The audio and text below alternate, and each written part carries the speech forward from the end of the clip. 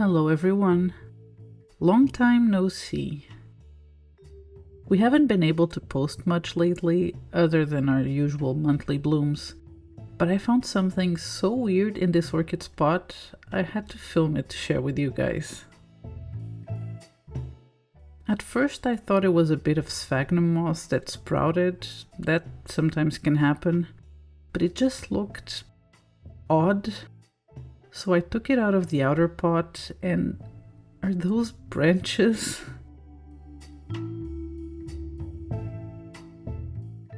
This silly orchid that has been with us for years and years now, always refusing to bloom, decided to make a bunch of flowers and then send them down the pot like roots.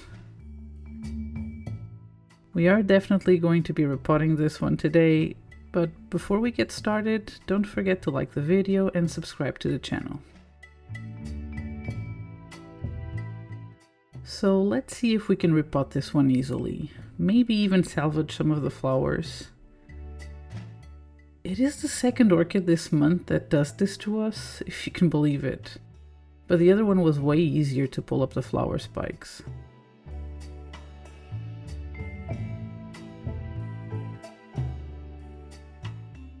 And if we look at the roots, this was going to be a hard repot either way, even without trying to save subterranean flower spikes. So I'm not keeping my hopes up.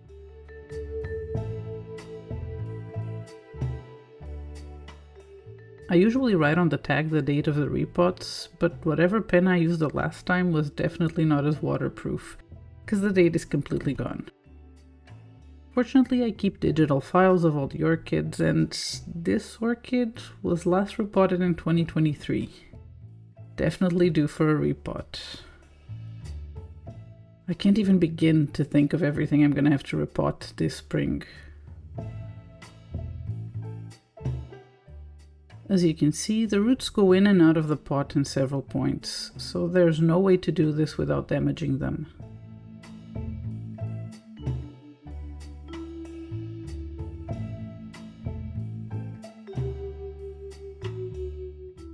I'm trying to gently pull the plant out of the pot, but it's really not budging, and I feel like if I put in more force, I'm definitely going to break not only all of the roots, but also these damn flower spikes. So let's try and cut it out of the pot instead. I'm making a cut here where it has the least roots, and luckily that's the opposite side of the flower spikes.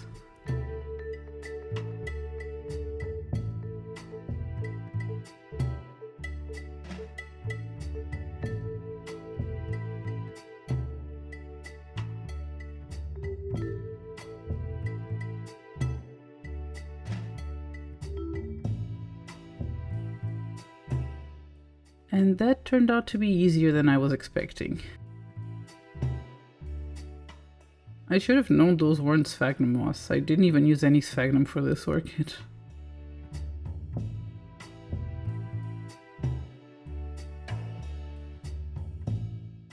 There was a lot of buds inside this pot. One of the branches was even going further into the bark. There's two flower spikes coming out of the most recent pseudobulb, the same one that got munched last year by some moth caterpillars.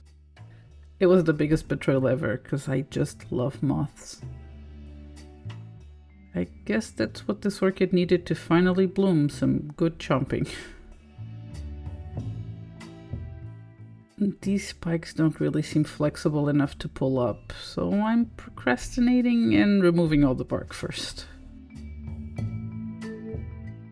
While I remove this bark painfully slowly, let me tell you a bit about why we haven't been posting. First of all, we have a brand new puppy. Her name is Mia, and she's definitely a handful. As cute as she is a ball of energy. Not only that, but she's the first puppy we've ever had that just refuses to sleep. Most puppies just play a little and then collapse into sleep every few hours. But this girl will not sleep unless we put her in her crate in a quiet room alone every couple of hours. She will not put herself to sleep no matter how tired she is, not even on our laps.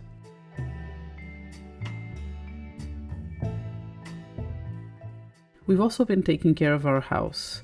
This winter we had one of the worst winters here in Portugal, with back-to-back storms that forced us to keep the windows and shutters closed for days on end.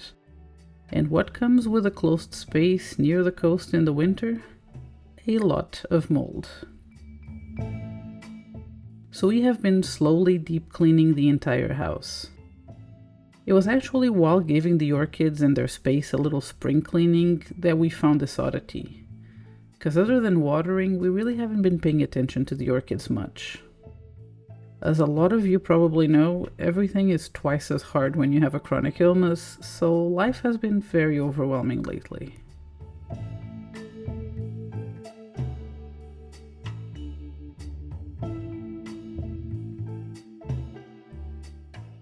I got most of the bark removed, but these flower spikes decided to grow all tangled with the roots. I'm slowly trying to coax them away from the roots into a more upright position, but I don't think it's going to work. The only alternative I see is to repot it with the flower spikes turned downwards as they are, but hanging out of the pot.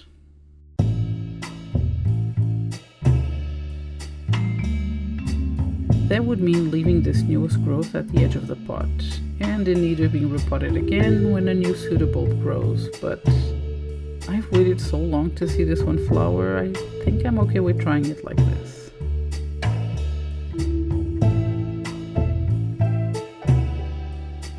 I'm using a pot of the same size this plant was in before. Because of the small pots I do have, this is the only one tall enough for all the roots.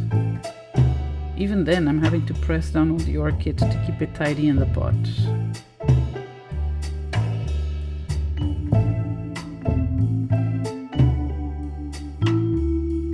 I'm using very fine bark for this one. It worked very well before, and it is the only size bark that I can put in between all of these fine roots.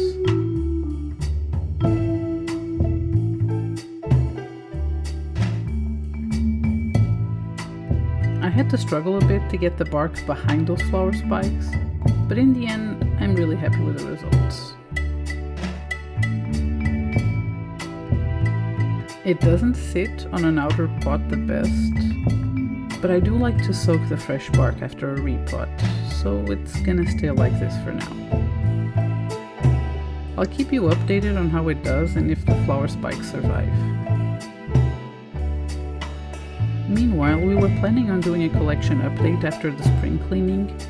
It's now been a whole year since we moved here, and I think it would make for an interesting video, so stay tuned for that. We'll see you on our next video. Goodbye.